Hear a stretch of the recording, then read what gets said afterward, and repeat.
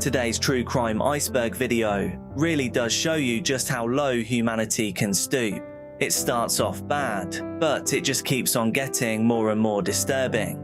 Viewer discretion, as always, is advised, and you have been warned. Love ya.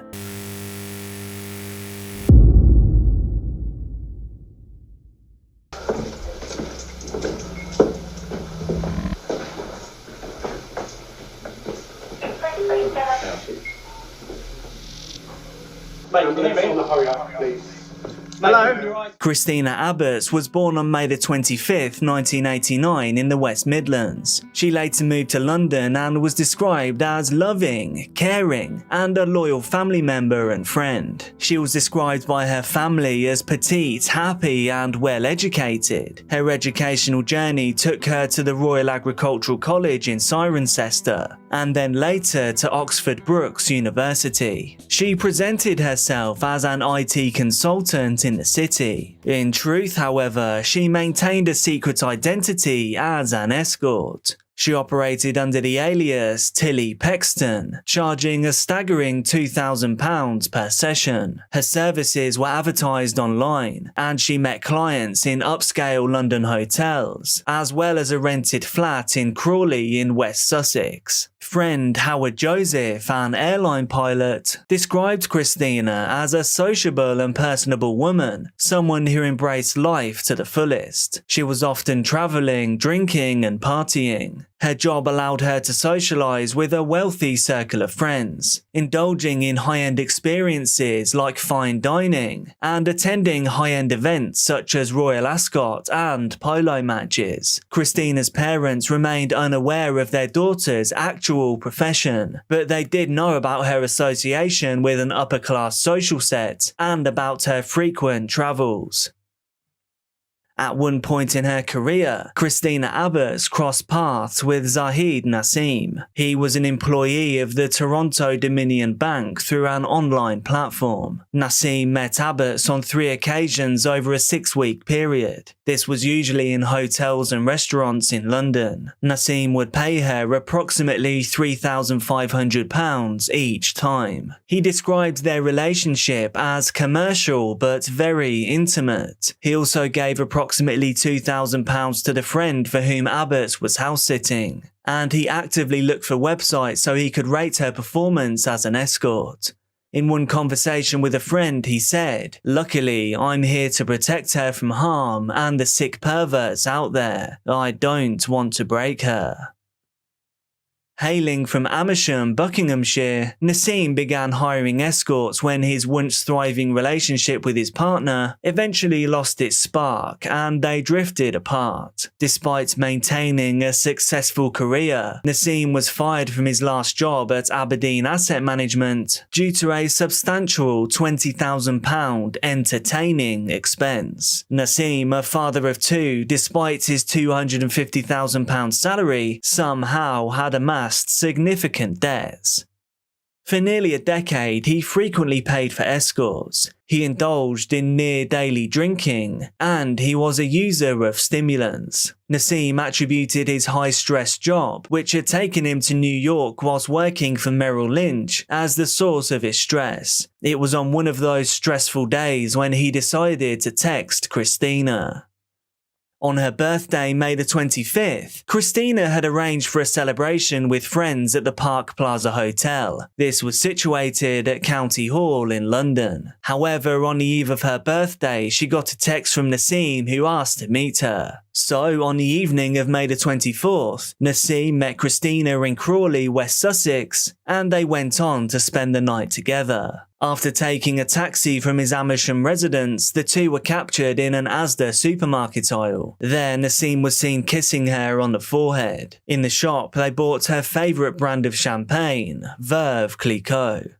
Only a few hours later, he messaged his estranged partner, Helen Jarvis, with the words, "It's too late. I'm sorry. Life isn't going to work out for me." Helen's immediate response was, "What have you done?" She attempted to call him but received no answer.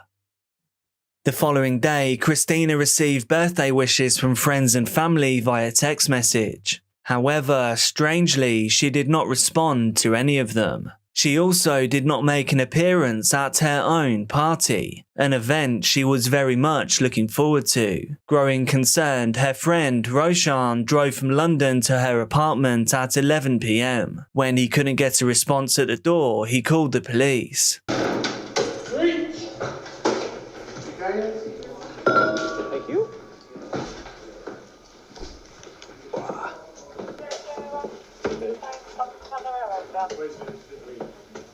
There's someone else here.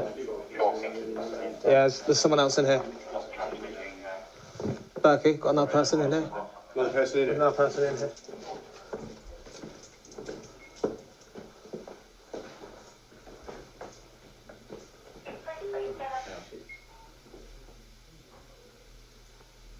Is it breathing? No. No, I do whiskey 01. It's not second deceased in the building. There's a knife on there, like. Hang on, his eyes are flickering. What? No. His eyes are flickering. Hello? Hello? Hello? I think it's the bulb in the light, mate. No, His eyes are flickering. Ambulance, please. Ambulance on the... What do you want me to do with that?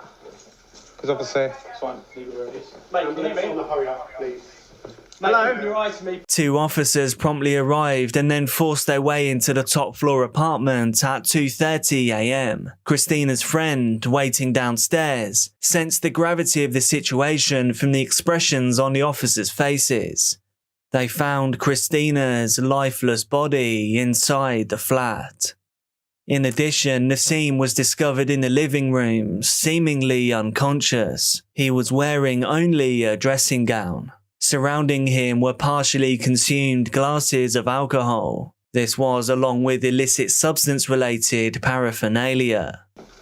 Hello, mate. Bit of Govies here, one. Fantastic. I tried to get him to like wiggle his fingers or his toes or any part of his body, but obviously no response. Flickering. That's how we actually thought he was deceased initially, but on putting torchlight on his eyes, they were flickering. Come on, mate, you can hear me. Wakey, wakey! Come on, you can hear me, I know you can hear me.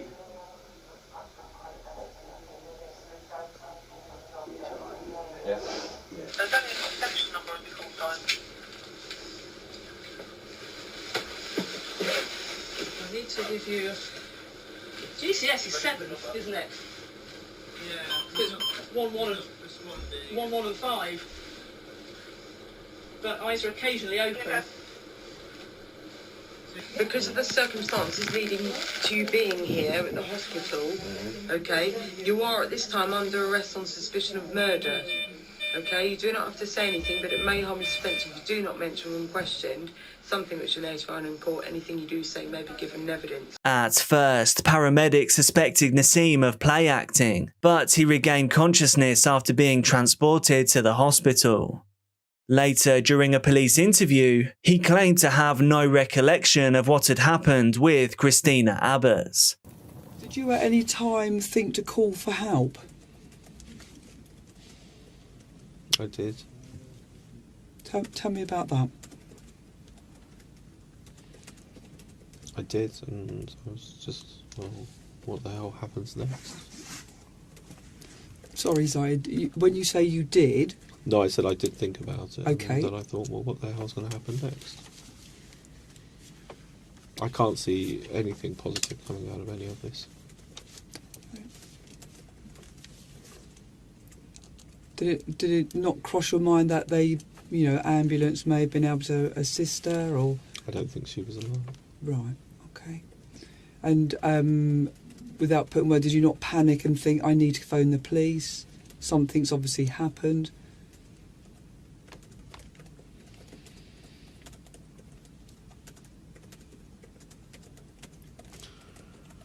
I did, but I just don't know. I just don't know. I just couldn't see what was going to happen that was going to change anything. Were you panicking at that time? I think I was just too much coming in minds at once. It was what, sorry? Just too many thoughts in my mind at once. Mm. Okay. Did you actually phone anybody at all? I can't remember. Is that you can't remember, but you possibly may have done? I don't know. I can't remember. And if you did, then who would you have phoned? Who would you likely to have phoned? No one. I don't think I would have phoned anyone. Okay. I don't think I was in a state to phone anyone. Okay. So just to take that in, there's 13 blows I got this. to the head.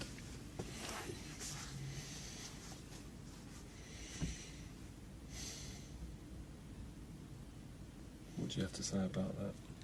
I think I'm just shocked. That's what I've got to say about it.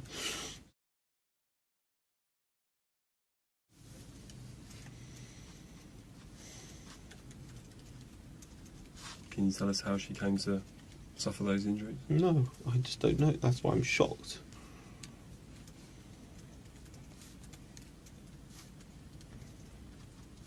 There was no fight. There was no. I don't know. I just don't know. My interpretation of this is that that would have been a repeated and prolonged attack. To have suffered 13 separate blows to the head.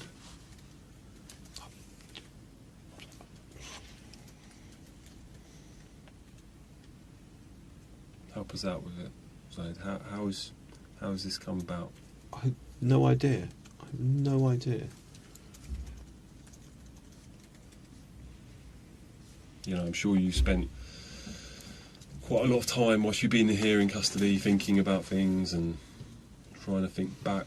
I'm trying to piece together that night, and I can't piece it together. I just can't piece it. There is no frame of reference to piece it together. I mean, you've told Mike and I that nobody else entered the flat. The door was double locked with the key left inside. Mm. So that leaves you, Zaid. It's not me. I'm not that person. I don't remember hitting. I don't remember strangling. I don't remember any of that. So, if you had such a good relationship, then why didn't you even think about trying to get her help? Why didn't you even think about trying to call an ambulance for her? I don't know. I don't know. Do I wish it was Thursday afternoon again? Yes, I wish it was Thursday afternoon again. Do I wish I'd never come to her flat? Yes, I do. I can't turn the clock back. I can't change things. But do I wish any of this outcome? No. It's 2 lives ruined, and many others as well, probably. He said he was not some hyper high-functioning psychopath, trying to make up a story like it was something from Silence of the Lambs. I'm just telling you what happened or what didn't happen. I can't tell you more than that, he said. Nassim also said that he had never been violent, but he did admit to experiencing memory lapses. In messages on his phone, he made disturbing statements. He admitted a desire to make an escort feel degraded. His arrest came as a shock to both neighbours, friends and family. All of them struggled to believe the allegations made against the man that they thought they knew. Nassim, a marketing specialist, lived with his long-term partner in a £600,000 semi-detached house situated in a private road not far from Amersham town centre. Neighbours expressed their disbelief and confusion, with one saying, "I am really just too shocked to say anything about him. He is our neighbour and a lovely man." Another neighbour questioned if they had the right person, saying, "He is such a lovely man and always very friendly, and he says hello when you meet in the road. This just does not seem right." Another neighbour, wishing to remain anonymous, recounted the night of the incident, saying, The police and an ambulance arrived in the street at about 10:30 p.m. last night, and we knew straight away that something bad had happened. Delivery driver Aaron Harvey, aged 24 and residing in a nearby block of flats, also recalled a concerning encounter with Christina Abbott's father. He mentioned speaking to the worried father the night of the incident. Harvey described how the distressed man had approached him. He said that he had been searching for his 28-year-old blonde daughter, and that he was growing increasingly concerned. He said no one had heard from her for about 10 hours and he was worried, and I felt sorry for him. He was panicking. I said I had seen a blonde girl who didn't live here quite a bit recently, but I didn't know her. I hadn't seen her that day. During the trial, the judge said that he had presented himself as a well-spoken, educated, and professional man seeking enjoyment, but the reality was much different. She pointed out the considerable stress arising from his unstable work situation, and they noted his growing obsession with escorts. This was coupled with a spiraling issue of stimulant and alcohol addiction, both of which were getting more and more out of control. During his court appearance, Nassim, dressed in grey jogging bottoms and a top, spoke only to confirm his name, date of birth and address. Nassim had repeatedly denied the charge of murder. Instead, he claimed that he had acted in self-defense. He claimed that a red mist may have clouded his judgment during the incident. The prosecutor firmly dismissed Nassim's testimony, saying it was all a pack of lies. The banker was accused of subjecting his victim to a terrible attack. An attack in which a post-mortem examination later revealed that Abbott had endured 13 head injuries. This was along with compression injuries to her neck, consistent with being throttled. At some point around midday, Nassim struck Abbott on the head with a kitchen pestle, leaving her on a bed in a horrifying scene surrounded by her own vital fluids. It was also discovered that Nassim remained in the flat for 12 hours following the murder. During this time, he engaged in alcohol consumption, substance use, and the transmission of explicit and adult material. This included pictures and videos of himself involved in intimate acts with other escorts. The flat yielded additional evidence, including a blood-stained bottle of brandy, stimulants, poppers, and the other half of the pestle and mortar.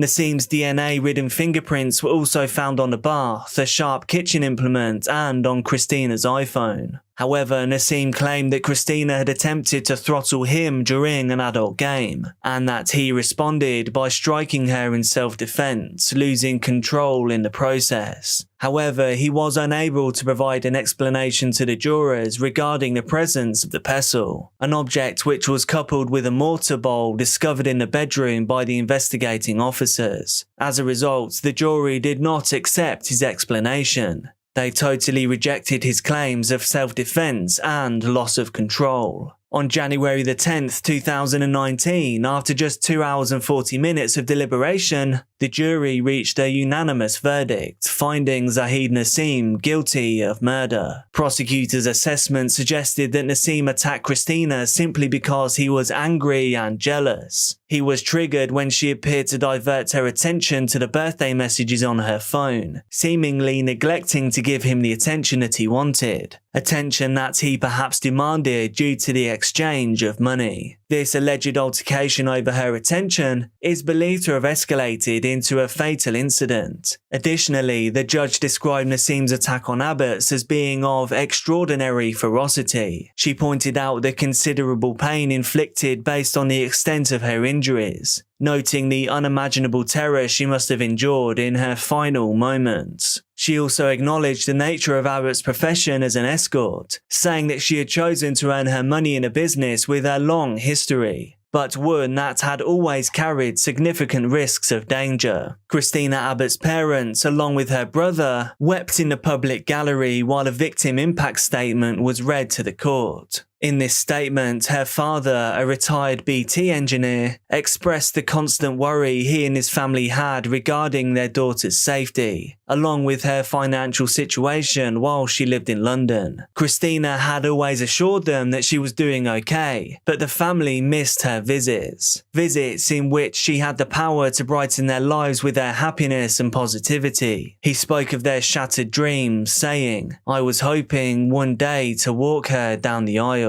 She would have been such a beautiful bride, and instead we had to take her in a coffin." He added, "May she rest in peace. We love you, Christina, and miss you so much." The parents also clarified that Christina had held legitimate jobs in a state agency and events, and they wanted to emphasise that she was much more than how she was portrayed in the case. They highlighted that Christina remained a loving, caring and loyal daughter, sister, niece and friend. In a post-sentence statement, they described the impact on their personal and professional lives. They said, "This has had a tremendous impact on our personal and professional lives, as we have not been able to meet commitments due to the level of stress and shock we have been experiencing. We have our family tradition of going on holiday every year. We visited Tenerife and Lapland last year." Christina said in April, "Mummy, why don't we go to southern France this year for our family getaway?" But instead of planning the holiday, we had to go and plan her funeral. She was beautiful inside and out and also very kind to others, putting everyone else's needs first. Detective Chief Inspector Gemma Heater of Sussex Police also expressed her condolences for Christina Abbott. She acknowledged the strength and dignity displayed by Christina's friends and family throughout the case. Heater also mentioned that Zahid Nassim, after receiving medical treatment, cooperated with the investigation and openly discussed his knowledge of Christina and the true nature of their relationship. However, right until the end, he denied any intent to kill Christina. He attributed the incident to alcohol and substance consumption. He still to this day claims no recollection of how it all unfolded. Heater highlighted the far-reaching impact of Nassim's actions, affecting not only Christina's family but also his own. Now, everyone involved faces the challenges of rebuilding their lives. Zahid Nassim was sentenced to a minimum of just 19 years in prison. I feel like she's with someone against her will, or maybe worse.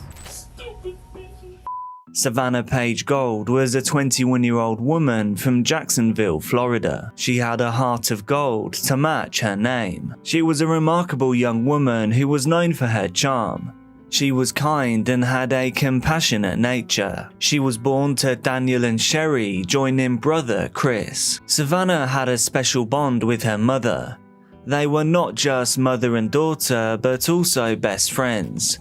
Sherry was sadly battling with cancer, so the doting daughter helped her to navigate the challenges of chemotherapy. This helped them to form a unique relationship built on love and support. Savannah truly was priceless to the family. She also worked hard at Bonefish Grill as a waitress. This was a job she had been in for around 2 years, and there she left a lasting impression on her co-workers and the customers that she served. All of this whilst making money to support the family. Her genuine and friendly personality made her a beloved figure in the restaurant. Her friends described her as someone who loved fiercely, gave generously, and someone that had a fantastic sense of humour.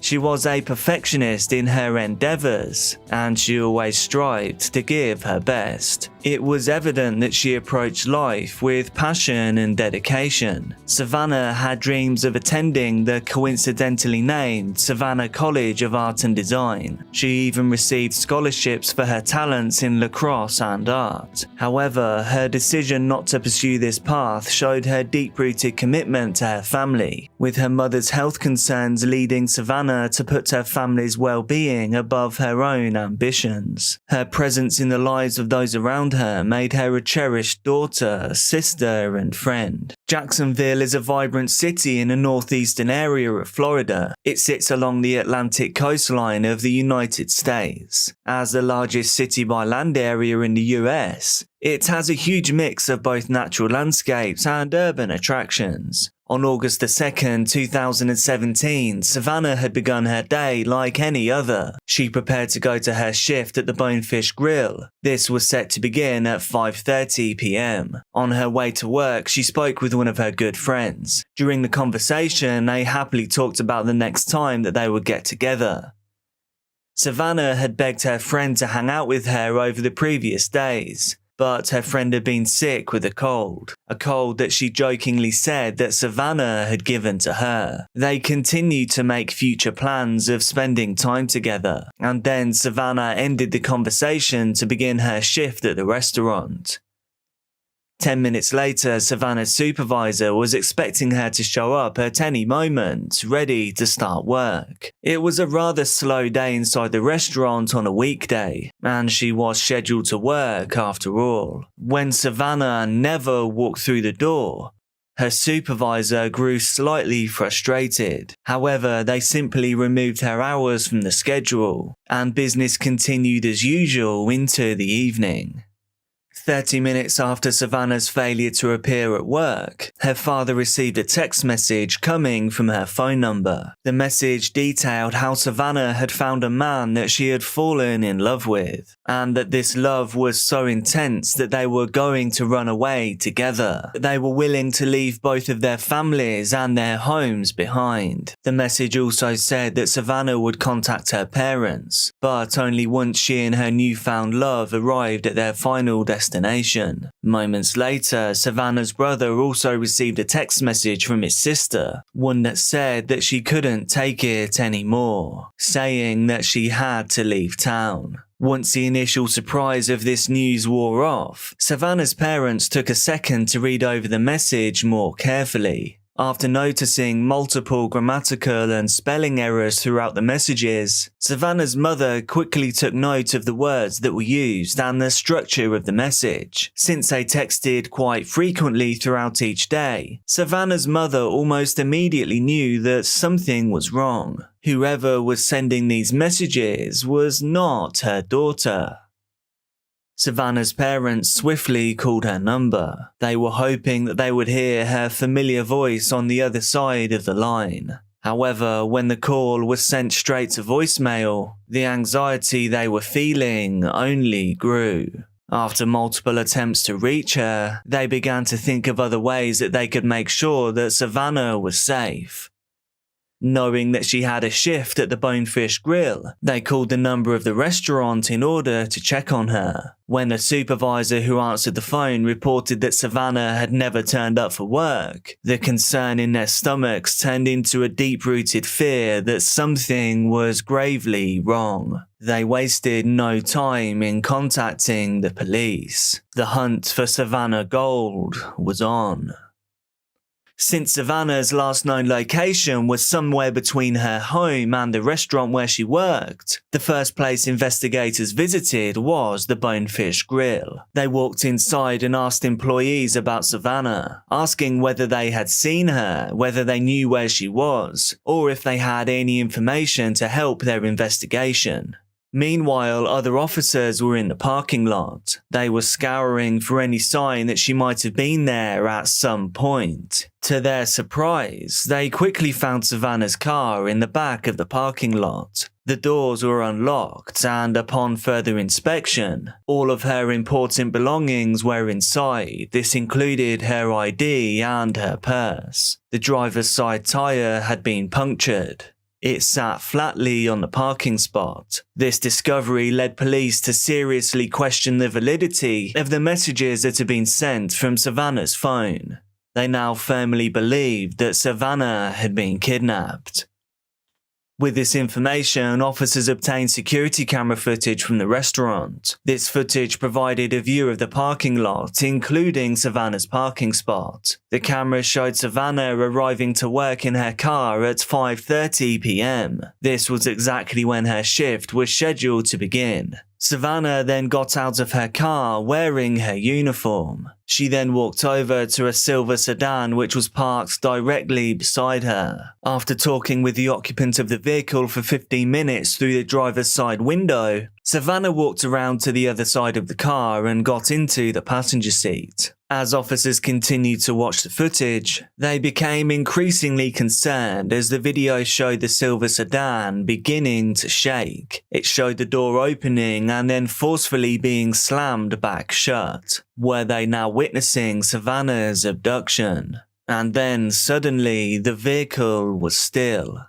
Investigators squinted their eyes as a driver emerged from the vehicle. They then walked over to Savannah's car and opened the driver's side door. The quality of the security video revealed no defining features. It only showed a man who was roughly 6 feet tall and had short brown hair. They continued to watch as a man reached his arm inside the car. He then took out Savannah's phone and then returned to his silver sedan. A moment later, the man walked back to Savannah's car a second time. There, he knelt down and punctured the driver's side tyre. At 6:04 p.m, the mysterious man in a silver sedan is shown leaving the parking lot, and as far as they could tell, Savannah was seemingly still inside the car.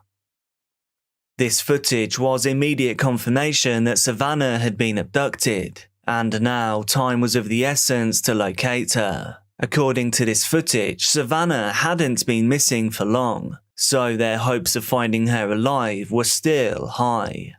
Investigators immediately got to work. They spent the following 2 days gaining every piece of evidence that they could. Evidence obtained from Savannah's family, friends, and her co-workers. By August the 4th, the Jacksonville police already had 3 potential suspects in Savannah Gold's disappearance. The next thing to do was cross-reference the suspects that they had gathered with the description of the silver sedan from the security footage. From running the names and dates of birth through the Department of Motor Vehicles database, they discovered that their first suspect didn't even have a license. There was no record of a vehicle being registered to him. Their second suspect was found to drive a red Jeep. He too was quickly passed over as the culprit in Savannah's kidnapping. Finally, upon a search with the information of their third suspect, they found that he owned a silver Chevy Malibu. This was an exact match to the vehicle seen in the parking lot of the Bonefish Grill. Lee Rodart Jr. had been the manager and chef at the Bonefish Grill for 5 years. When police had questioned him after Savannah's disappearance, he had explained to officers that they had been working together for a long while, but he said that they were not friends outside of that work arrangement. They were strictly co-workers, and Lee claimed he hadn't seen Savannah since her last shift at the restaurant. However, upon questioning other employees at the grill, officers quickly found out that Lee and Savannah had been having an on and off, romantically charged relationship for the past 8 months. There were 3 reasons why Lee wouldn't have told officers about his relationship with Savannah. Number 1, it was against company policy to have romantic relationships with co-workers. And number 2, Lee had a girlfriend at the time. Therefore, he was hiding crucial information to the investigation. And despite these logical reasons for withholding this information, police still listed Lee as a potential suspect. This proved to be useful as his vehicle matched the one that drove away just 2 days before with Savannah inside. In addition to this, police also noticed that when they first questioned Lee, he had a few cuts and scrapes on his neck and arms. This was only technically circumstantial, but it still raised alarm bells in the investigators' minds. On August 5th, 2017, Lee Rodart was arrested by officers on a warrant for driving with a suspended license. This was the opportunity investigators needed to question Lee a second time about his associations with Savannah. Police began by asking Lee to explain a second time his relationship with her. It was at this point that Lee confessed to his first lie that he told to the police. He now admitted to officers that he and Savannah had formed a romantic connection, a connection that started soon after they began working together. He said they began spending time together outside of work, but they kept this relatively secret as Lee had a girlfriend at the time. Lee continued to explain that it wasn't long before Savannah began displaying problematic behaviour that Lee didn't agree with. According to him, since he was in a relationship and they were moving so fast, he made the decision to start distancing himself from Savannah. He said he told her that they couldn't talk to each other anymore. As the questioning officer continued to question Lee, he asked a second time when the last time that he'd seen Savannah was. Lee then confessed to the second lie that he had told. He now admitted that he had talked to Savannah 3 days earlier on the day that she disappeared. According to him, he and Savannah had both arrived to work at the grill at the same time that day, and that they had even parked next to each other. When Lee had seen Savannah, he asked to talk to her for just a second. Lee detailed how the two discussed the fact that Savannah had been telling her co-workers about their previous fling. And remember, this fling was something that was against company policy, and Lee didn't want to get fired. It was at this point that Savannah got into the car, and an argument began. According to Lee's story, Savannah was angered by this confrontation. She apparently said that she was allowed to talk about whatever she wanted with her co-workers. After a period of raised voices and swearing, Lee told officers that Savannah got out of his car and walked out of the parking lot. He said there she was picked up by a green old Ford truck. Whilst Lee had chosen to be more truthful than he was the first time round, officers knew that he was still lying. After much preparation for this very moment, officers prepared to reveal the evidence they already had. With an eerie calmness, the questioning officer revealed to Lee that they knew his story was a complete fabrication. He was lying. They explained that they had seen the security footage of Lee leaving the parking lot in his car, a car that Savannah got into, but never got out of. Lee continued for a long while to deny that he took Savannah anywhere, resting on his story that she had been picked up by a green truck. However, officers would not and could not accept this story, so they continued to press Lee for the truth. They made it abundantly clear that they knew what had really happened. And eventually, after a long and grueling interrogation, Lee Rodart finally gave in to the pressure that he faced from those questioning him. You can do this. You can do the right thing. She was hitting me. She wouldn't stop, and I'd squeeze back. Okay. And she was just... Was she under your arm or something, or? She started hitting me, after I, slashed her tire. Right. And it went back and forth, and I squeezed her hard. You squeezed her around her neck or around her neck with your hands? She had her hands around mine. Okay. And then you had yours around hers, and y'all were just fighting back with each other. Okay. She just wouldn't let go, and I didn't let go. Okay.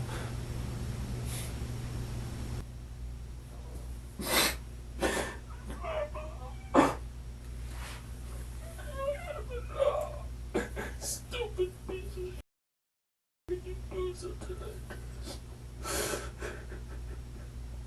Everything that Lee had said prior to Savannah exiting the vehicle had been true. They had gotten into an argument about Savannah telling people about their romantic ventures. However, instead of getting out of the car, Lee explained that Savannah started to physically attack him. He continued to say that he had to defend himself against Savannah's strikes. This was until he eventually had to wrap his hands around her neck. He said he squeezed until he heard a popping noise. He says he looked down and realized that he had accidentally ended Savannah's life. and that all of this was just an attempt to protect himself. Lee continued to explain that after this occurred, he left the parking lot with Savannah in the car and drove back to his house. It was here where he placed Savannah's body in his fire pit and then set it alight. He said he burned over 75% of her body before removing it. He then wrapped it in sheets and put it back in his vehicle. He then drove to a lake in the woods of a dead-end street, and there he dumped her body into the water.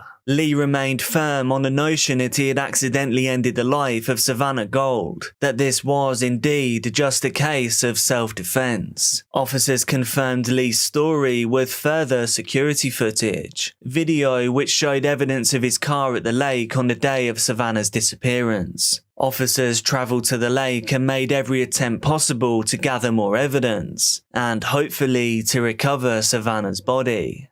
With the assistance of a dive team, Savannah's body was recovered from the water. An autopsy was promptly performed. However, this autopsy would prove essentially nothing. The burns to her body had concealed her cause of death. The only thing they did know was that Savannah had suffered a violent homicide at the hands of Lee Rodart.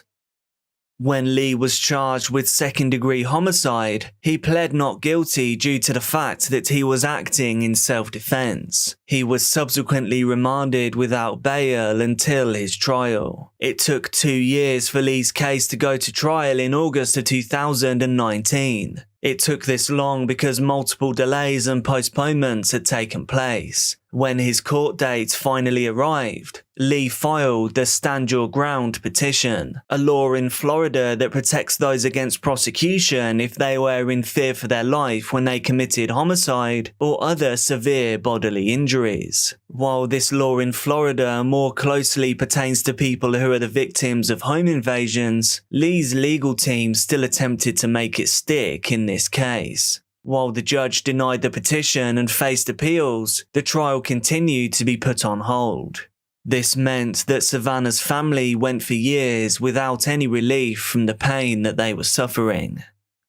By February 2021, Lee and his legal team had finally realised that their appeals were getting them nowhere. Therefore, Lee changed his plea from not guilty by reason of self-defense to guilty of second-degree homicide. As part of Lee's plea deal, he would avoid the life sentence that he could have received if his case went to trial, and he would then instead receive 40 years in prison. From the years of delays in his case, the judge awarded Lee credit for the time he had served so far. This left 37 years to serve in prison, meaning that Lee could be released in 2058. Following the sentencing, Savannah's family spoke about the evil that Lee Rodart had committed against their daughter and sister. With Lee's back turned, he wiped away tears as Savannah's family remembered the positive light that she was in their lives, stating how Lee had taken it away so mercilessly. Savannah's father spoke about the immense, endless love that he had for his daughter, stating that the only way they could continue to go on without her is through knowing that she wouldn't want her passing to ruin their lives. And as for Savannah's mother, she struggled as her cancer had returned twice over the course of Lee's arrest, spanning over his conviction and the rest of the legal proceedings. Because of this pain and suffering on an extreme level, the judge ordered Savannah's mother to be awarded $9,000 in restitution, and then an additional $12,000 to be awarded to a victim trust fund. Following the hearing, Savannah's brother reflected on his experience throughout the past 3 years. He stated that he was grateful to the professionals who so swiftly investigated and then gained justice for his sister. In addition to the restitution and the victim trust fund, the public raised an additional $6,000 in order to help the Gold family pay for Savannah's funeral expenses. This was done through a GoFundMe campaign. The Gold family will always remember Savannah as a kind-spirited, giving and artistic soul, someone who radiated kindness to everyone around her.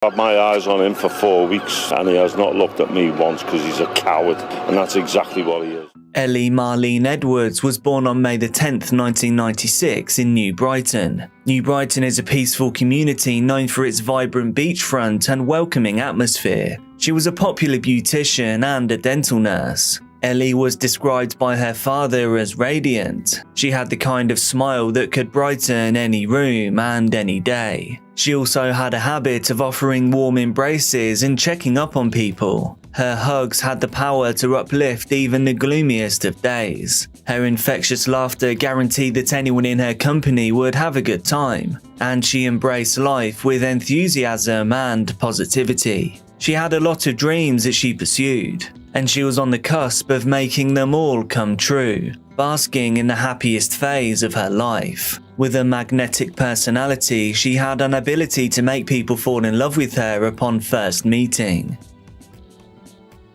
On December the 24th, 2022, 26-year-old Ellie Edwards was celebrating Christmas Eve with her sister and friends at the Lighthouse Inn in Wallasey Village, Merseyside. During Christmas, Wallasey Village comes alive with the spirit of the season. The town's strong sense of tradition and community makes it a particularly special place at this time of year. Locals and visitors alike join in the spirit of the season, dancing, singing, and sharing in the joy of the holiday.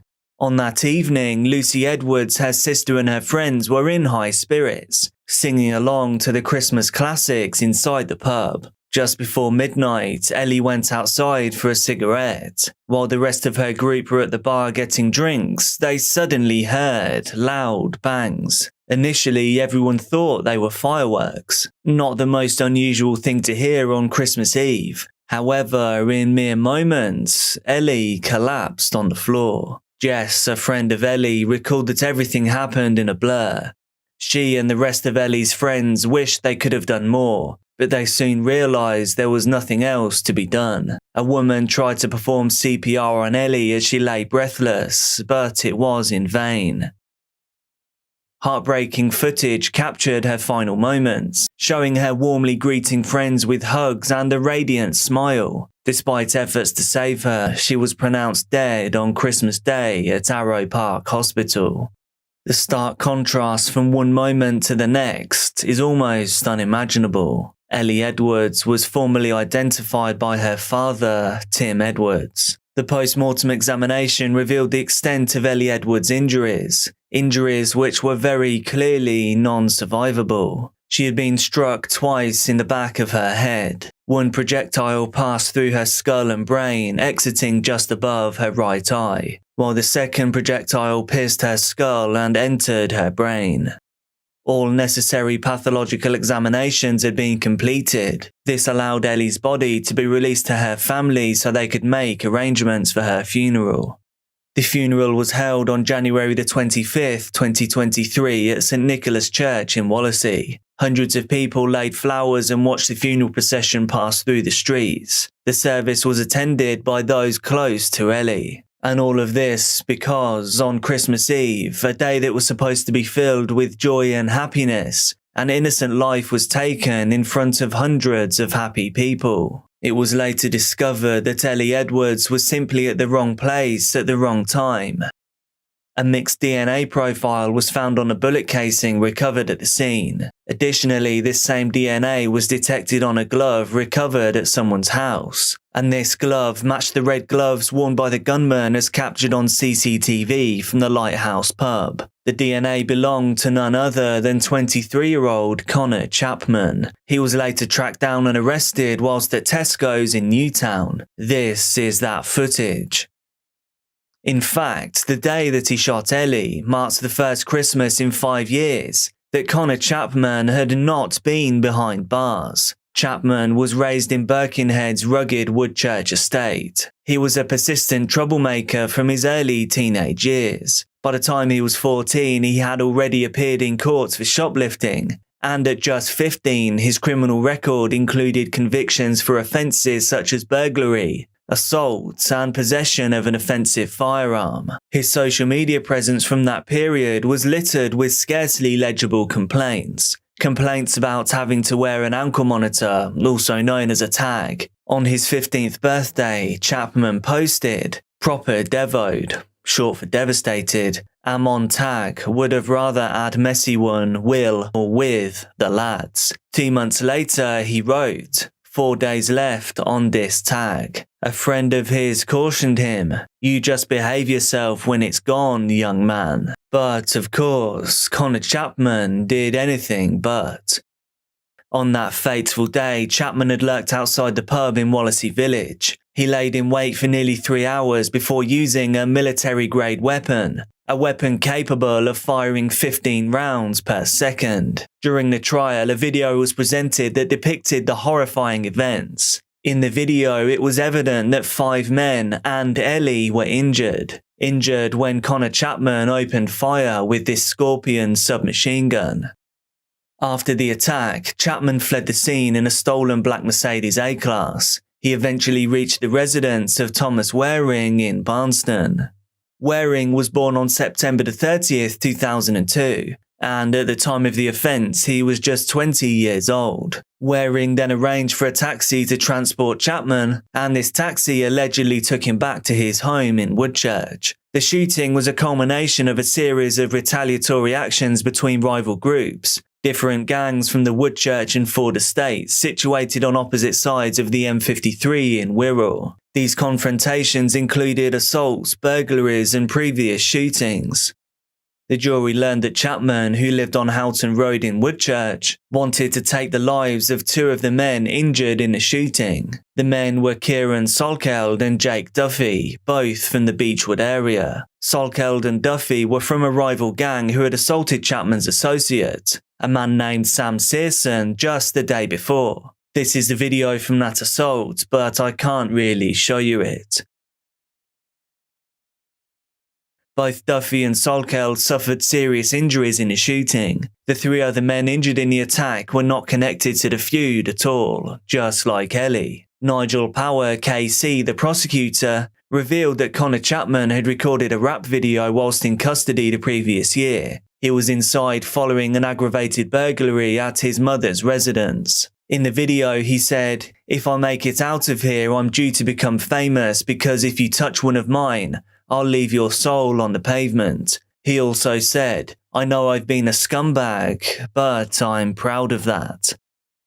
During the trial, Connor Chapman firmly denied being the shooter, but a combination of CCTV footage and evidence from mobile phone cell towers was presented to confirm his role in the attack. He faced a series of convictions related to the tragic events surrounding Ellie Edwards. He was found guilty of Ellie's murder. This was as well as the attempted murder of Kieran Salkeld and Jake Duffy, and wounding with the intent to cause grievous bodily harm against the other men injured in the attack. He was also convicted of assaulting another man, which resulted in actual bodily harm. He also faced charges of possession of a firearm and possession of ammunition with the intent to endanger life. This was specifically concerning the Scorpion submachine gun. He had also pleaded guilty to 1 count of handling stolen goods. This was in relation to the stolen Mercedes used during the incident. During the sentencing, the judge addressed Connor Chapman and Thomas Waring. He said, "You, Chapman, were very actively involved in the Woodchurch gang, while you, Waring, were associated with it. The violence within this feud included shootings and generated significant concerns for the people of Merseyside. On December the 23rd last year, one of your associates was attacked by Kieran Salkeld and Jake Duffy, and you decided to seek revenge." The judge then described how Chapman prepared for the act of violence. He wore dark clothes, a mask and gloves and avoided the security cameras in the neighbourhood.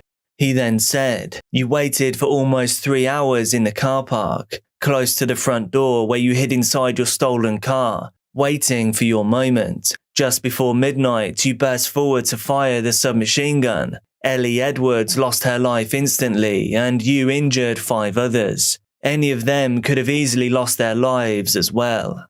Connor Chapman received a life sentence with a minimum of 22 years each for the attempted murders of Kieran Salkeld and Jake Duffy. These sentences will run concurrently with the 48-year minimum term for the murder of Ellie Edwards. This results in a total minimum sentence of 48 years.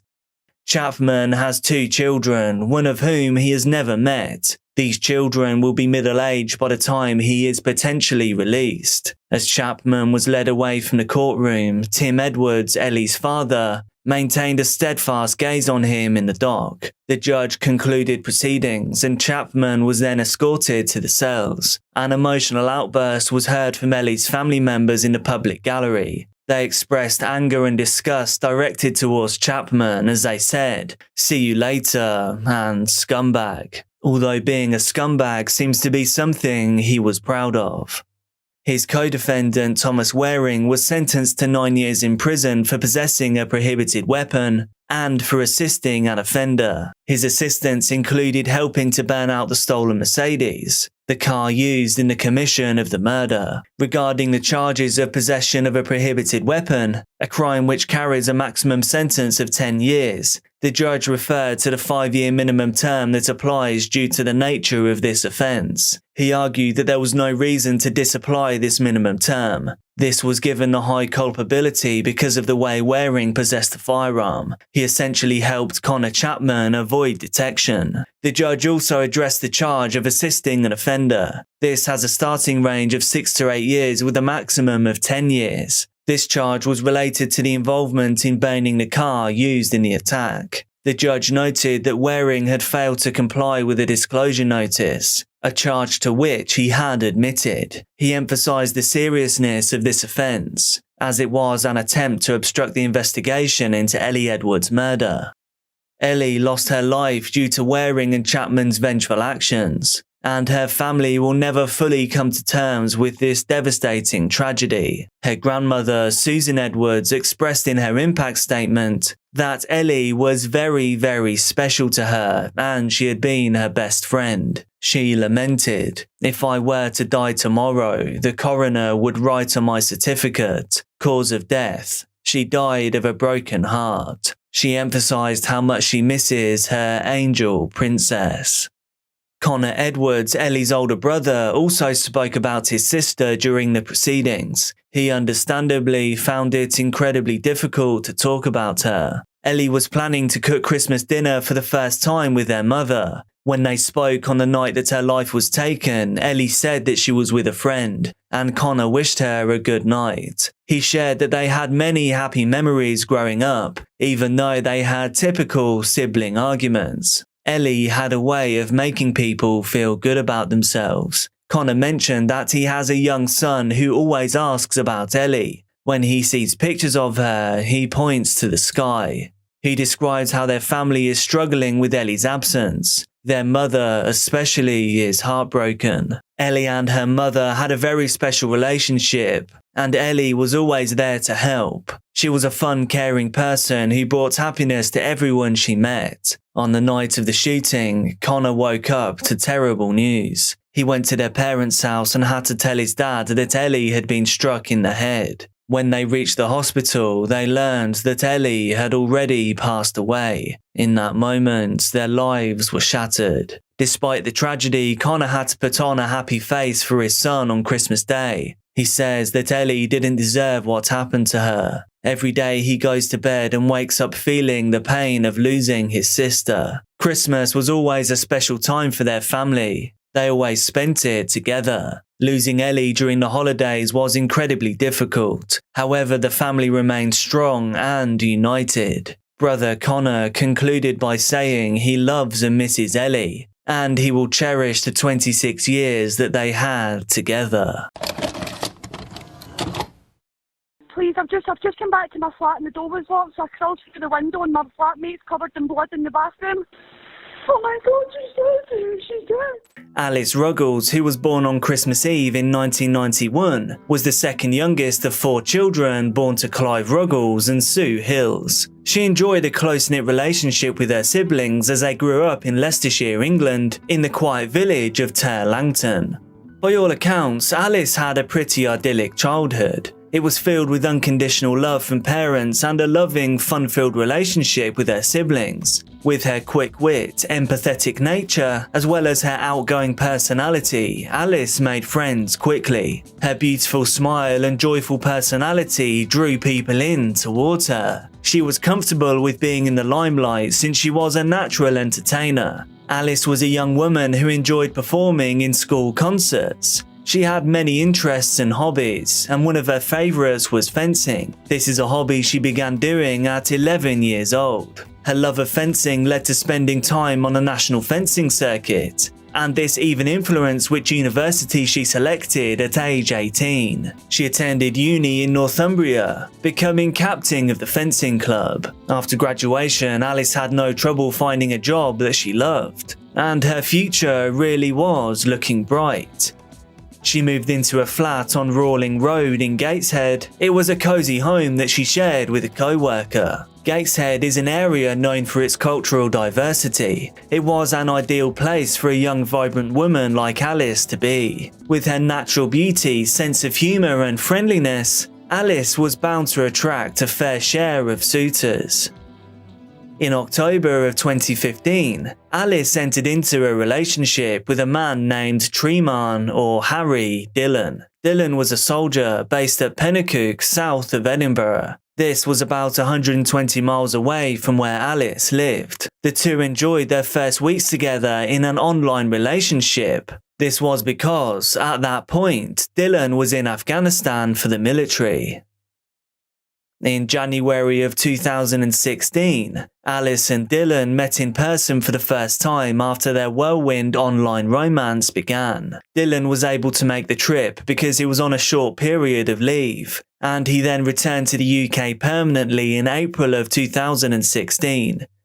Shortly thereafter, Alice's friends began to notice changes in her behaviour. Alice lost weight and was no longer happy and outgoing. She became withdrawn and kept to herself. This was a stark contrast to her normal habits of socialising with others. Her family became concerned about how unhappy she appeared, and even her work performance was beginning to suffer.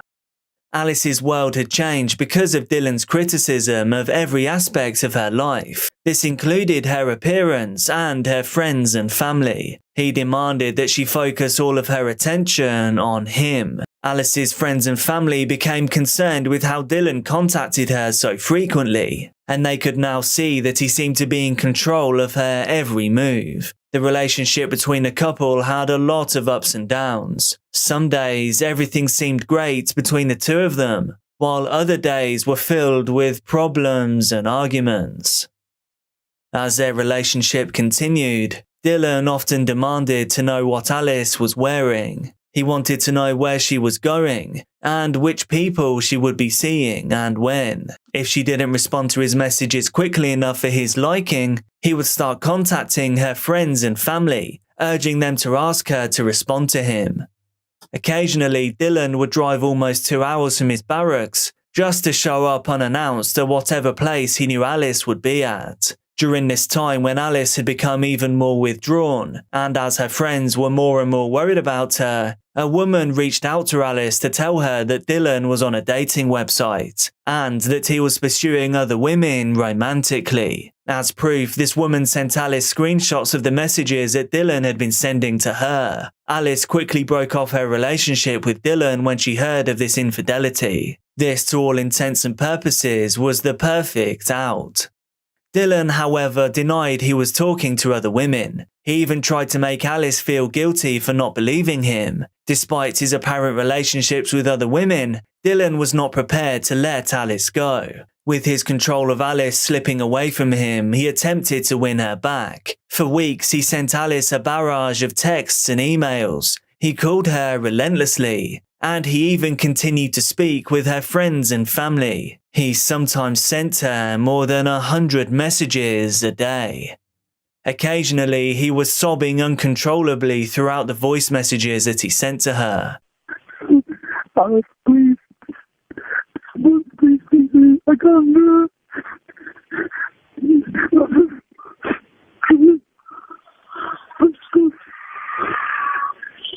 Alice, please call me back, please.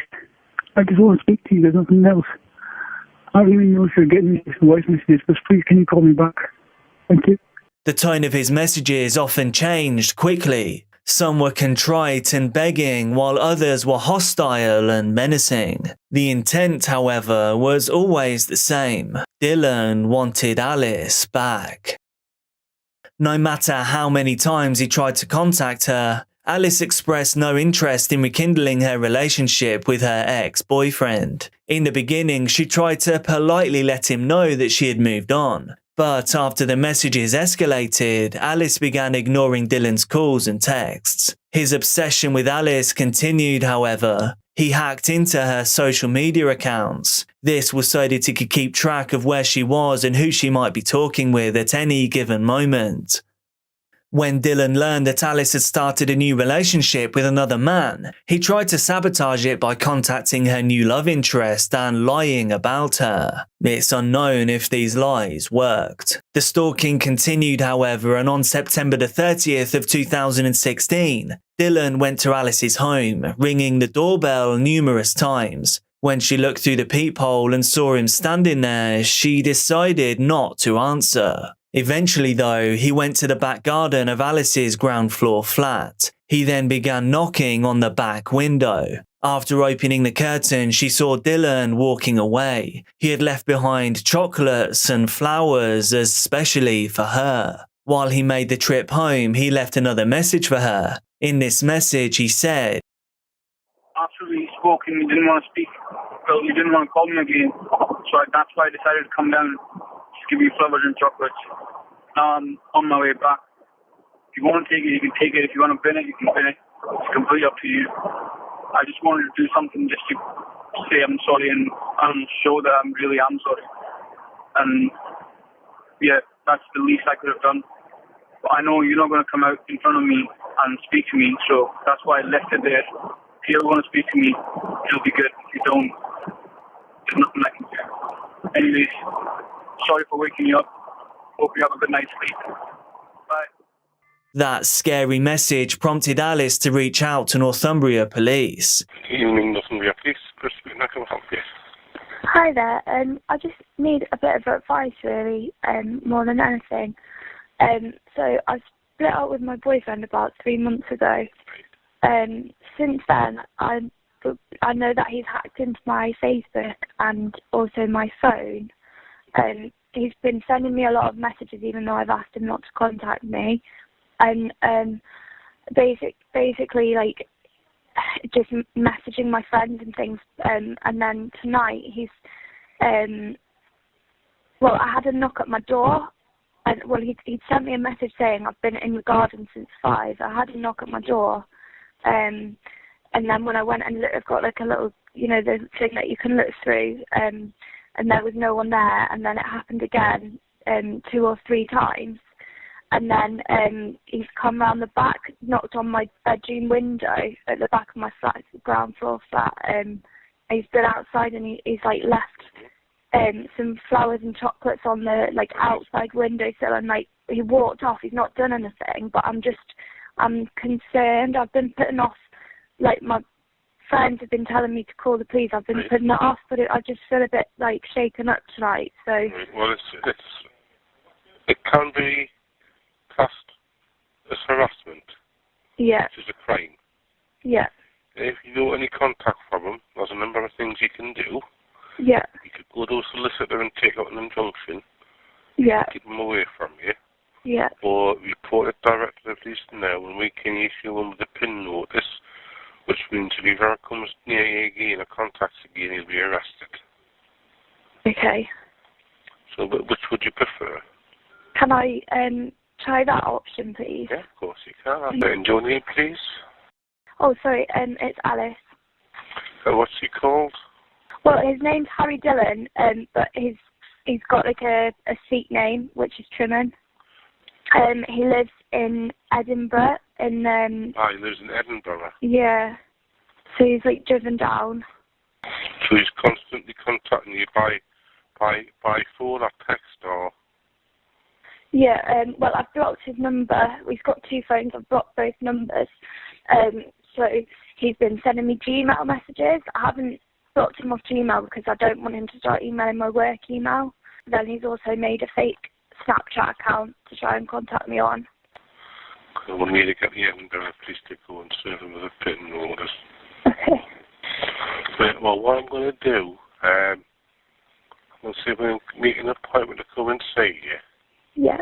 In the morning. Yeah. We'll get the details. Thank you. Alice seemed almost embarrassed to contact the police about the behaviour of an ex-boyfriend. While a police information notice may sound intimidating, it carries essentially no consequences if broken. They are handed out to people who police believe may have done something wrong, but something that they can't be arrested for, such as allegations of harassment. But the fact that Dylan would be told by the police to stop contacting her did give Alice a sense of comfort. She believed her ordeal might finally be ending, and now she could finally get on with her new life without her ex-boyfriend pursuing her. Dylan, who was still living at the military barracks near Edinburgh, was contacted on October the 3rd by the police about the police information notice. However, he wasn't arrested nor was he detained. While the police did speak with Dylan's superior, they did not contact the police in Scotland or the military police. Several people who knew Dylan and had heard about the police information notice told him to stop all contact with Alice. But instead of listening to that advice given by his colleagues, within days, Dylan sent Alice a package containing a letter and other items that reminded him of her. In the letter, Dylan said he would no longer be in Alice's life. It turns out the police information notice hadn't seemed to discourage Dylan from contacting Alice. Instead, it appeared to have made him angry. When Alice received the letter, some of her loved ones urged her to contact the police again, to tell them that the contact and harassment hadn't stopped. So Alice contacted the police for a second time. Sorry, good evening, Northumbria Police. Jeff speaking, how can I help? Hi there. I've been in touch with the police. Somebody's been issued with a pen so that they can't contact me. However, I've had a letter off them. So you're reporting like the breach of the pin? Yeah. Who was it from? Harry Dillon. What was the content of the letter? Was he... So pictures of me and him, because he's my ex-boyfriend too, like a notebook that I'd sent him when we were together and a letter. Okay, what was the nature of it? Was it like threatening or was it harassing? Or... No, not threatening. It's just saying that he knows I called the police on him and he's had everything confiscated and all he has to himself is a pen and paper and an iPod, and explaining why he came down last Friday. And then it says at the bottom he won't contact me, this will be the last I hear from him, but he's said that a lot of times and he never does seem to stop. So do you want to call back to discuss this? Yeah, what's usually what happens with it? Okay, well, I'll let them know you want someone to contact you back, just discuss what can be done. Okay. Will it be the police officer that's been dealing with my case? I can't guarantee who it'll be. I'll let them know you've got your pin notice there, so it's going into a breach of it. Okay. Is there best time to phone you back? Any time really will be fine. The police call handler asked Alice to determine whether she wanted the police to arrest Dylan. This was instead of automatically arresting him for contacting her again, even after he had disregarded the instructions of the police information notice. Trying to be a nice person and not wanting to ruin Dylan's career, Alice said that she didn't want to have him arrested. She later made a comment to a loved one that she was palmed off by the authorities. Alice was frightened and convinced that Dylan would continue to stalk her. She thought there was nothing anyone could do to prevent it. To try and protect herself, Alice began taking precautions. She would have a work colleague drive her home every day, and then she would lock her door as soon as she entered her flat. On October the 12th, 2016, Dylan made the long drive to Alice's flat and parked near it, sitting there. He was simply biding his time until she returned. As he sat, he sent messages to another woman he was trying to meet up with later that same night. After Alice had returned, Dylan entered her flat by breaking into her rear window at around 6 p.m. He grabbed a sharp implement from her kitchen and cornered Alice in the bathroom. Alice fought valiantly for her life against this trained soldier, but ultimately Dylan used the sharp implement against Alice, and there in her own flat she drew her final breath. An amazing and promising life cut short in an instant. Dylan fled from the scene and Alice was found deceased a short time later by her flatmate, Maxine. Maxine immediately contacted the Northumbria police to tell them what had happened to Alice. This is part of that real call. Please, I've just come back to my flat and the door was locked, so I crawled through the window and my flatmate's covered in blood in the bathroom. Is she breathing? I don't know, I can't look, I'm sorry. Okay, try and stay calm. Alice! Alice! Alice! Oh my God, she's dead. And yet the door was open?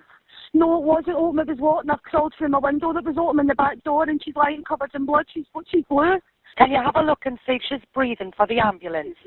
She's not. She's not breathing? No, she looks, no. Where's the blood from? It's everywhere, I don't know, her leg looks broken, everything. Say that again, sorry. Her leg looks broken, everything, I don't know. Alice, how much blood is there? There's lots, it's everywhere. It looks like she was in the shower, everything's been knocked over, it looks like she's been attacked. Please help. Things have been tipped over in the bathroom? Yes, and everything looks a mess, like she's not breathing, she's actually blue, please. I mean, knew this was coming, I'd is an absolute psychopath. Say that again, sorry. She's put in a complaint in about her ex and she phoned 101 at the weekend to report that she's trying to get in contact and he says we're going to do nothing, now this has happened. Right, who tried to contact her at the weekend? No, she's contacted 101 because she put in a statement about him 2 weeks ago. And about who? Her ex-boyfriend, Harry Dillon. Right, so she been having problems with her ex? Yes. So do you think that's what it is? Yeah, I can hear the police are coming.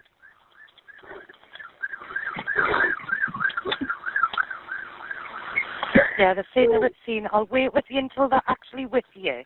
Thanks to Alice's prior calls to the police about Dylan's troubling behaviour and the additional information that was supplied by flatmate Maxine, the police quickly zoomed in on Dylan as a main person of interest. The police began searching for him right away. They found him just a few hours later after the attack. When he was located, he was trying to leave his barracks by scaling a wall. This was even though he claimed to know nothing of Alice's passings when he was found. The investigation into the incident, however, told a very different story to his.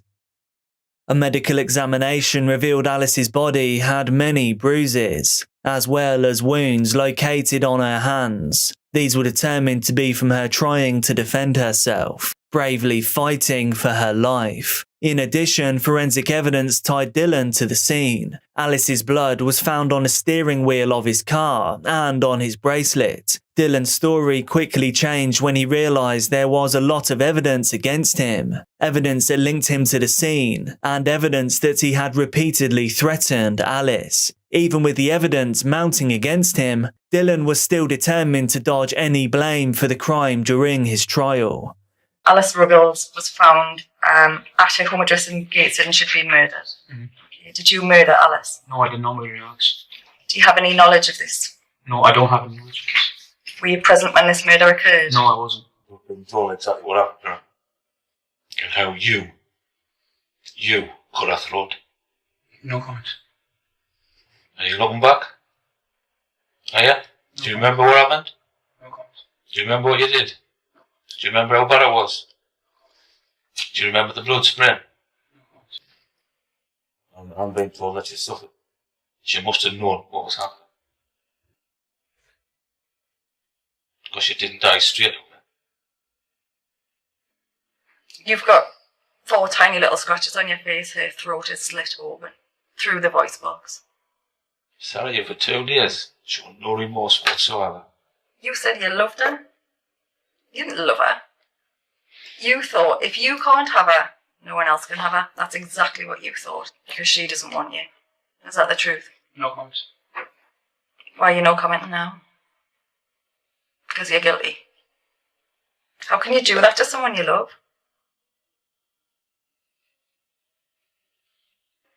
Because you're jealous, possessive, controlling, stalker, murderer. He concocted an unlikely scenario to avoid spending any time in prison. He said that she threatened him with a sharp implement, and she was therefore accidentally cut by it when they were arguing. But the forensic evidence did not support Dylan's versions of the events, especially when it was factored in that he was much taller and heavier than she was. It was also determined that Alice had 24 injuries on her body. Further evidence showed Dylan's footmark on the bathroom door. This was an indication that he had fought his way into the bathroom where Alice was hiding from him. In his court trial, Dylan did not display any emotion about Alice's passing. Other evidence came to light which cast doubt on Dylan's tale. It came out during the trial that he had driven to Alice's house on October the 10th, and whilst there he had taken a picture of the bathroom window at the back of her flat. That showed the jury that he had ill intent towards Alice, and that he had planned his actions ahead of time. The jury also learned that Alice wasn't the first person that Dylan had stalked and verbally harassed. Before he began dating Alice, he dated a woman named Nico Nemeth. When she broke things off with him, he tracked her down. He spat at her and called her degrading names. The police were subsequently notified, and Dylan received a restraining order. This required him to stay away from Nemeth for 1 year. Unfortunately, Alice had known nothing about Dylan's inability to move on. His romantic relationships ended, but he refused to accept it. Alice didn't know that Dylan had handled rejection so badly in the past that another woman was forced to protect herself against him. In the end, the jury didn't believe Dylan's story about Alice allegedly attacking him. Although the guilty verdict was a big relief to Alice's parents and other family members, they realised that there were other women who were dealing with situations like Alice had. Looking back to their first meeting with Dylan, her parents said that they saw nothing in his behaviour that would have suggested he would later become violent towards their daughter. They also understood that their daughter may have survived if police officers did more to help women who are being stalked. While they couldn't bring Alice back, they hoped they could implement changes that could someday save other young women. Working with the police, they helped develop a protocol for processing stalking and harassment allegations. Alice's parents started a trust in which they could teach others about the threat of stalking and help other women who may be in danger. Dylan was found guilty and he was sentenced to a minimum of 22 years in prison. I don't know. Okay. I don't think I got all of this. You got a light flashing on the phone for that. I don't know. Rolf Teder was born in Germany on September 29th, 1939. He immigrated to the United States with his mother when he was 11 years old. Kay Tidwell was born in Nevada on January 16th, 1941, to her parents Eugene and Beth Tidwell. Rolf and Kay got married on May 24th, 1963 in Salt Lake City, Utah, but soon moved to Humble, Texas. The newlyweds were active and devout members of the Church of Jesus Christ of Latter-day Saints, and they had dreams of starting a big family. Unfortunately though, they struggled to get pregnant. Therefore, they adopted their first child, a daughter named Lene. 3 years later, they adopted their son Sean. But within just a few weeks of this adoption, the Teder family realized that Kay was now 2 months pregnant with a baby girl they named Trisha. At this time, Rolf had been working as a salesman. He was soon able to open his business, Skyline Equipment Incorporated, in Houston, Texas in 1969. The Teder family owned a remote cabin in Oakley, Utah, a cabin they would visit every year around Christmas. They referred to the cabin as Teder's Tranquility. This was because it was in such a remote and peaceful location, and they had formed so many fond holiday memories there. In the 1990s, Oakley, Utah only had a population of around 600 people. It was known to be a very, very safe place. In fact, in the previous 100 years, there had only been one violent crime in that area. This was a shooting that was the result of road rage. The Teder's cabin was located 4 kilometers, roughly 2.5 miles, from the nearest road, so the family could only access it by parking their car on the road and riding a snowmobile to the cabin. So, just like they did every holiday season, the Teders planned a trip to the cabin in December of 1990. On December the 20th, Kay and Sean flew from Texas to Utah. At the airport, they met up with Kay's sister, Claudia, who was waiting there to give them a ride. Rolf and his 2 daughters planned to fly in the next day and meet up with the others. So Kay, Sean and Claudia drove to the cabin and parked the car. They loaded all of their belongings onto the snowmobiles and then headed to the cabin. When they were around halfway to the cabin, the trio passed a man. They described him as being in his 20s. And only wearing tennis shoes, jeans and a light jacket. This was despite the below freezing temperatures and the rough terrain on the snowy mountainsides. Kay decided to stop and make sure the man was okay, asking if he needed any help. The man didn't even acknowledge them, however. He just walked away without saying anything. Kay, Sean and Claudia didn't think too much of the interaction. They continued up the mountain to the cabin. After unloading their supplies, the 3 had dinner together, and Claudia then decided to spend the night with them in the cabin. The following day, Rolf arrived with his 2 daughters, Lene, who was 22 at the time, and Trisha, who was now 16. Before Rolf and the girls headed up on a snowmobile, Kay told Rolf about the strange interaction with the man the previous day. She asked Rolf if he could bring the shotguns with him when they came. Rolf, however, didn't think this was necessary. He reminded Kay of how safe the area actually was. But Kay insisted, and Rolf finally agreed. That same morning, Claudia left the cabin to go into town. There, she planned to do some last-minute Christmas shopping before the family party in a few days. Once the rest of the family arrived to the cabin, they spent their time wrapping presents. They set up the Christmas tree and stockings, and they prepared for the party ahead. But soon, they also went into town to stock up on some more supplies. Once they finished their errands in town and were about to head back to the cabin, Sean decided that he wanted to spend the night at his Aunt Claudia's house. So the family dropped him off before then heading to Kay's mother Beth's home, where the rest of the family would be spending the night.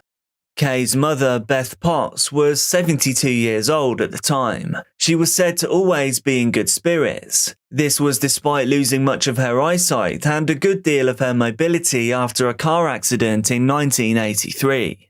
The following day, December the 22nd, at around noon, Kay, Lene and Beth headed back to the cabin. When the trio arrived, Kay noticed a shadow through the master bedroom window. She was excited, thinking her cousin David had arrived to the cabin early to surprise the family.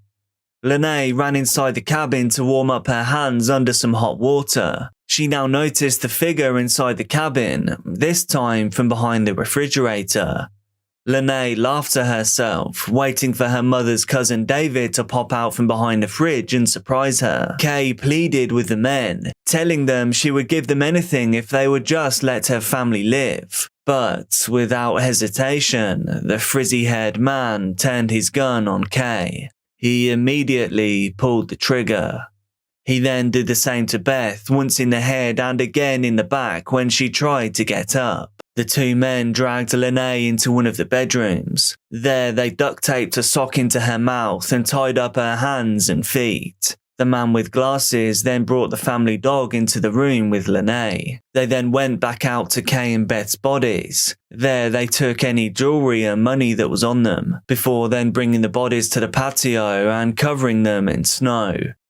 At around 2:45 that afternoon, Rolf and Tricia arrived at the cabin. When they pulled up, the man with the frizzy hair held a firearm to Lene. They forced her out to the front of the cabin. While the man with the thick glasses held Rolf and Tricia at gunpoint, they forced them to empty their pockets. Rolf gave the man $105 in cash that he had in his pockets, and he pleaded with them to take anything they wanted. The man holding Lene ordered the other to kill Rolf. The man with the glasses cocked his gun, but couldn't bring himself to pull the trigger. The man with the frizzy hair then turned his gun to Rolf and attempted to pull the trigger, but his gun didn't fire. He tried another time, and again it didn't go off. But the third time he pulled the trigger, the gun fired whilst it was pointed at Rolf's face.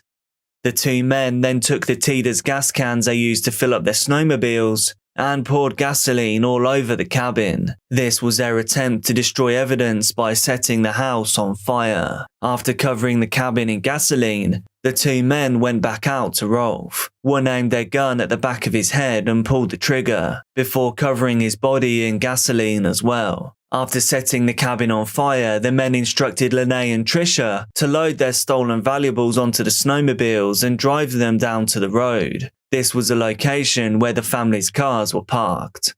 While the four of them headed back down the mountain, they happened to pass the girls' uncle, Randy. He assumed that the girls knew the two boys with them. Randy waved at them, but the girls ignored him, thinking that if the men knew that Randy was part of their family, they would try to murder him too. Once they got to the family's Lincoln town car that was parked on the road, the men ordered the girls to load the items from the snowmobiles into the trunk. The men told them that they were going to drive the car to New York, and that they would let the girls go once they arrived there. However, understandably, Lene and Tricia did not believe the men. But they also felt that they didn't have any other choice but to go along with their plan. When the four of them got into the car and began driving, they passed the girls' uncle Randy again. He was also driving down the road. He was motioning to the girls and yelling at them to stop, but they continued to ignore him. When the men asked if they knew Randy, the girls maintained that they didn't know him, hoping that this would save his life. Randy, however, could tell something was very wrong. Not long after the girls and their captors passed Randy, a man on a snowmobile started coming towards him. He noticed that the man was not dressed for the below freezing temperatures. He was not wearing a helmet, shoes, or a jacket. He also noticed that the man had injuries to his face. As the man got closer, Randy could see that his face was swollen and crimson. Once the man on the snowmobile caught up to Randy, he got off and started to approach him. That is when he realized that the injured man was his brother, Rolf. Rolf filled Randy in on the events that had just happened. He told Randy that, after he was shot and doused in gasoline, he laid on the ground and pretended to be dead, waiting for the men to leave. Once he heard the snowmobiles leave, he went to the cabin and tried to put out the fire. But he said it was spreading so quickly that he couldn't do it. And in the process, part of his clothing even ended up catching fire whilst he was in there. Randy placed Rolf in the back seat of his car and sped down the road. He was trying to call 911, but the reception was too poor in this remote part of town. His call, luckily though, was eventually able to connect. He then told the 911 operator everything that had just happened. He told them where the girls went, what car they were in, and requested a helicopter for his injured brother. He amazingly managed to get all of this out before his phone died. Randy then pulled into a gas station to use their payphone to call 911 once again. While this was happening, the girls were riding in their stolen car with the men. A police car then passed them and made a U-turn to start following. This made the men nervous and resulted in them starting a high-speed police chase. However, the car eventually spun out and got stuck on a snowbank. Luckily, the two men surrendered to the police without too much issue. Meanwhile, a helicopter managed to get to Rolf and bring him to the hospital. There, amazingly, he was able to recover completely. When the police were able to make it to the cabin, they described the scene as a war zone. Among the mess, they found a videotape that had been recorded by the two killers. This showed how they passed their time in the house before the family returned. Before the Tida family arrived, the two men had spent some time in the cabin eating food, opening presents and looking for valuables. This is the real footage that they captured themselves with the Tida family's camcorder. I don't know. Okay. I don't think I got all of this. How come your light flashing on the phone to that? I don't know. Find out. How am I supposed to find out? Where's the instructions? And Lene. Come on, pass that. Okay. Let's see a couple of them. Oh, the football and basketball. Show them this way. Turn them this way. Okay. Next page. The police were able to identify the perpetrators as 22-year-old Edward Delly. This was the man wearing the thick glasses, and 26-year-old Von Taylor, who was the man with the frizzy hair. The pair met when they were in a halfway house together after being released from prison for unrelated crimes of aggravated burglary and arson. The two left the halfway house before their official release date, and they then hitchhiked to Oakley. This was because Von Taylor's father also happened to own a cabin in the area. They spent the week before the Tida family's murders burglarizing other houses nearby. They even scoped out the Tida's cabin on December the 20th. Von Taylor was the man that Kay was suspicious of, the day that she was riding a snowmobile with Claudia and Sean. On January the 22nd of 1991, the two men were arraigned. They were each charged with 2 counts of first-degree murder, 1 count of attempted first-degree murder, and 2 counts of aggravated kidnapping, aggravated assault, theft, arson, and failure to heed a police signal. Both Von Taylor and Edward Delly pleaded not guilty by reason of insanity. 5 months later, Taylor pleaded guilty to the 2 counts of capital murder in exchange for the other charges being dropped. He was sentenced to death for both counts. Edward, however, did not plead guilty and went to trial 2 weeks after Taylor was sentenced. His defense was that Taylor was the ringleader and told Delly what to do. His lawyer supported this defense by showing that Delly refused to kill Rolf when Taylor told him to, and that he tried to comfort Lene by bringing a dog into the room with her. After 12 hours of deliberation, the jury decided that Edward Delly was guilty of second-degree murder. He was sentenced to life in prison with the possibility of parole.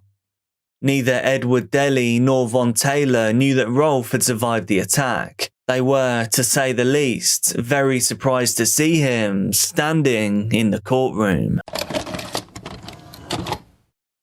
Brembate de Sopra is a small and picturesque town. It is 4 miles northwest of the city of Bergamo in northern Italy. With just 8,000 residents, it is a humble town, with homes still using wood-burning stoves, raising chickens, and growing their own vegetables. Among this rural community lived the Gambarazio family. Fulvio, an architect, and his wife Mara, a teacher, had lived there all of their lives. Their families had been in the area for generations. Volviora Mara had 4 children. The eldest was daughter Kiba, aged 15, Yara, who was 13, and then 2 younger sons, Nighton and Jia Lee. Yara was passionate about gymnastics, she enjoyed school, and she loved being with her siblings. Now a teenage girl, she was known for her dark curly hair. She always wore it free and wild, unless that is, she was at gymnastics. At gymnastics, Yara was a different person. She was poised, composed, and measured. This was far from the happy, carefree soul that she was day to day. But she loved her sport, and she had hopes and dreams of being the very best. At 13 years old, she had all of the time in the world to make those dreams a reality.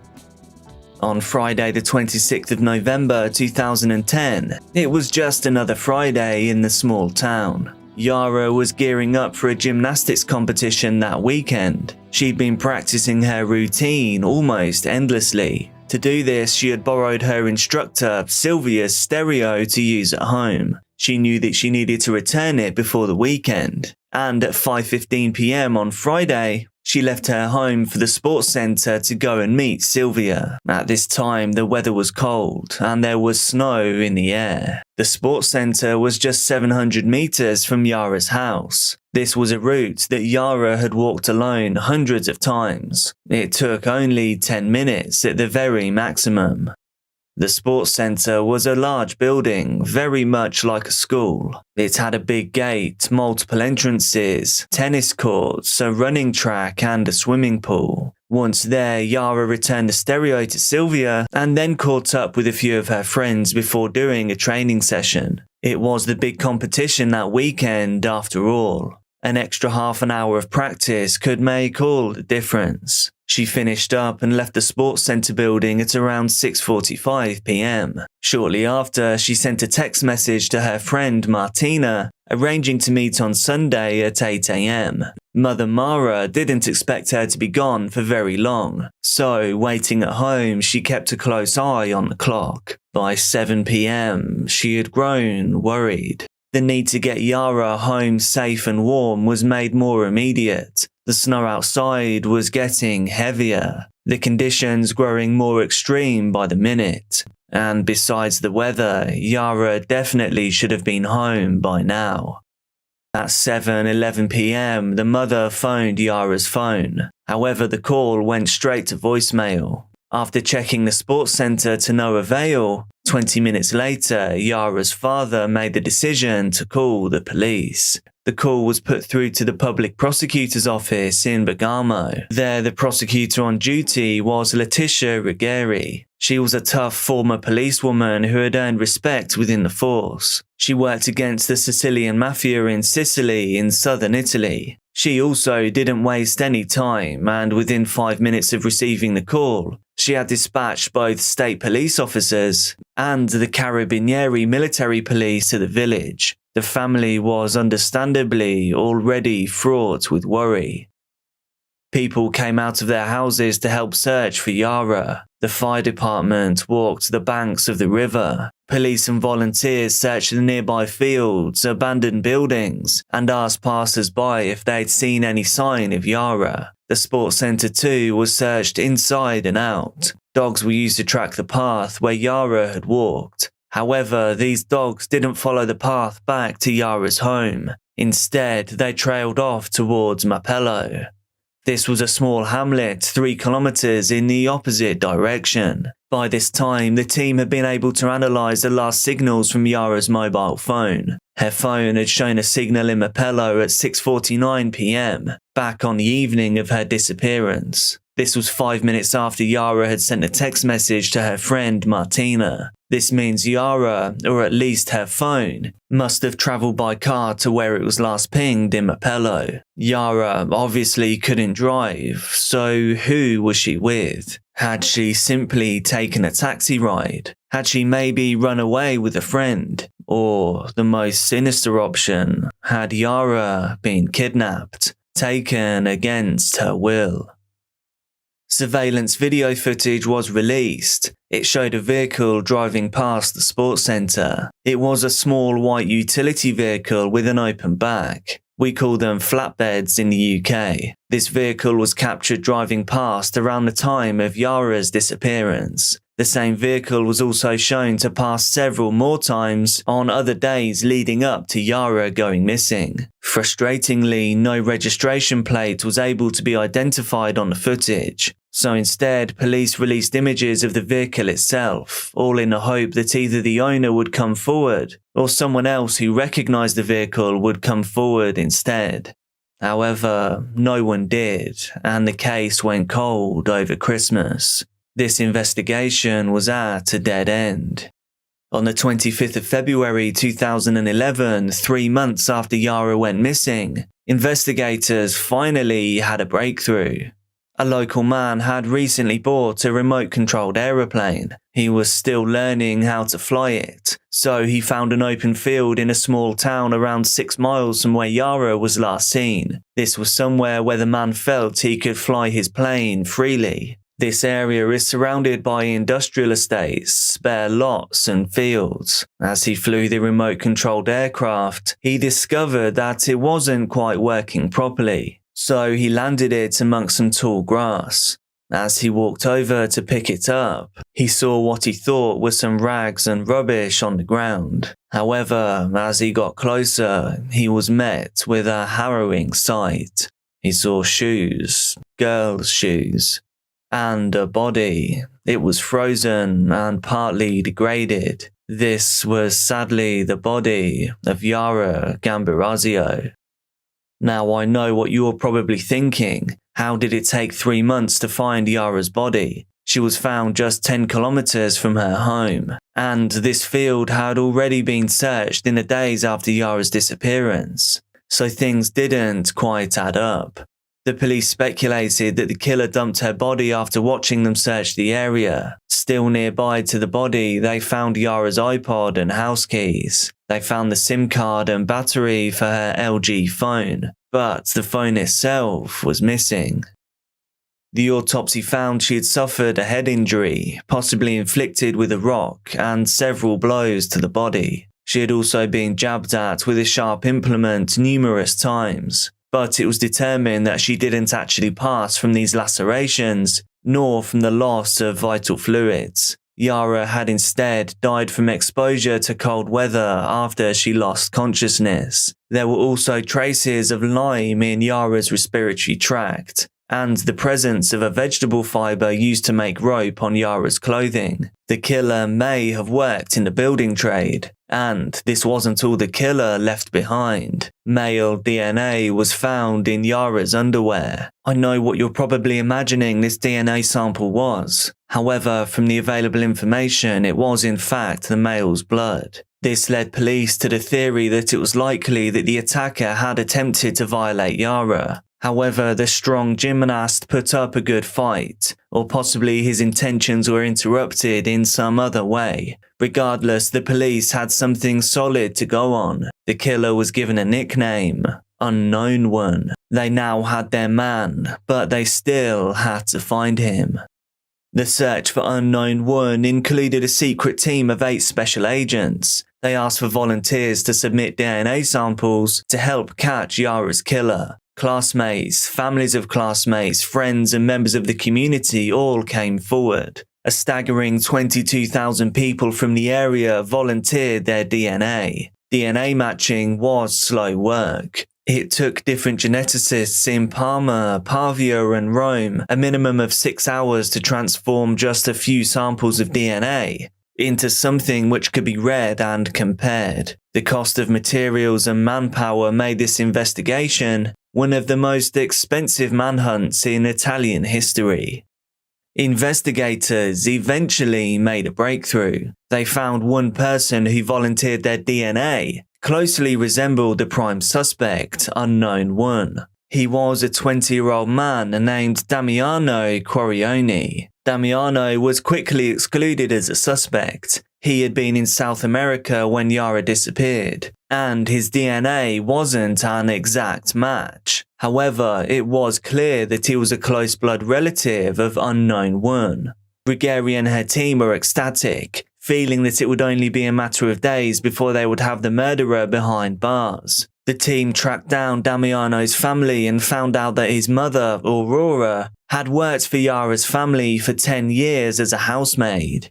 Aurora lived nearby and had been at Yara's house twice a week since she was a baby. In fact, Aurora and Yara were very close, and Yara always asked her for advice on her gymnastics routines. Aurora, who was very protective of Yara, was forever telling her to be careful. When investigators questioned her, she said it was the worst thing that had ever happened to her. She said she was completely distraught, but she also said that she wasn't responsible. Aurora was subsequently cleared and the team turned their focuses to Damiano's father. He had a brother, Giuseppe Quariano, who had died in 1999. The team contacted his widow, Laura. He found an envelope with a stamp on it in a box of documents that had belonged to her husband. Giuseppe had been the one to lick this stamp, which left his DNA behind. They were able to confirm it was Giuseppe who had licked the stamps, and his DNA sequence was an even closer match to Unknown One than Damiano's was. Giuseppe was the father of Unknown One. The team started to build a picture of Giuseppe and his family. Giuseppe and Laura had 3 children, a daughter and 2 sons. DNA checks showed that neither son was Unknown One, so that left only one possibility. Somewhere out there was the illegitimate son of Giuseppe. Police were near to making a complete U-turn in their investigation. Instead of searching for a man, they were searching for a woman. The killer's mother, a woman possibly in her 60s, who had an affair with Giuseppe decades earlier. She then got pregnant and went on to have Giuseppe's son, who then went on to kill Yara. There were 532 women listed as possibly being the mother of Unknown One. The team began the task of tracking down each one of these women. As police conducted their own hunt for the mother of Unknown One, the villages surrounding Bergamo were searched. Conversations and whispers led police from one house to the next. One by one, they spoke to each woman on their list of over 500. By this stage, it was June of 2014. This was 3.5 years since Yara had first disappeared. The chance of this killer still being in the hilltop villages of Lombardy seemed unlikely. However, police were persistent, and one day they finally got a name. It was finally given reluctantly in a whisper: Esther Azul. In the late 1960s, Esther had been Giuseppe's neighbour. She married a man named Giovanni Bassetti from a nearby village. Esther and Giovanni lived in Brembate di Sopra, the small village Yara had lived in and disappeared from. Esther denied ever having an affair with Giuseppe, but the police knew that her sons were born in the right period of time, meaning that she was probably lying. One son was quickly ruled out, but the other, Massimo Passetti, was a 42-year-old married father of 3, and he lived in Mapello, the very place where the last signal from Yara's phone had pinged. He was a bricklayer nicknamed the Animal by his friends. When he was younger, he was known to love partying. He was short and thin with piercing blue eyes and a peroxide pencil goatee. Within a few days, the investigators decided the best approach would be to set up a roadblock near his house for random breath testing. This way, they could collect his DNA without him suspecting anything. Massimo was driving home with his wife and 3 children when he was stopped by police. The officer knew exactly what he was doing. He pretended the first breath test didn't work, and so he performed a second one. The officers now had 2 sets of Massimo's DNA, and Massimo had no idea this seemingly innocent random breath test was actually a test to confirm if he had murdered Yara. The following day, on the 16th of June 2014, Ruggeri received the call she had been waiting for. Massimo Passetti was Unknown One. On the 16th of June 2014, the very same day, Massimo was arrested whilst working on a local construction site. He had no prior criminal record. He denied any involvement in the crime, and he said that he was altogether innocent. The last piece of the puzzle fell into place when the investigators matched Massimo's vehicle to the small white utility vehicle that had been spotted on CCTV all those years earlier. Massimo argued that he just happened to drive by the sports centre on his way home from work that day. However, police were able to confirm that he didn't work that day at all.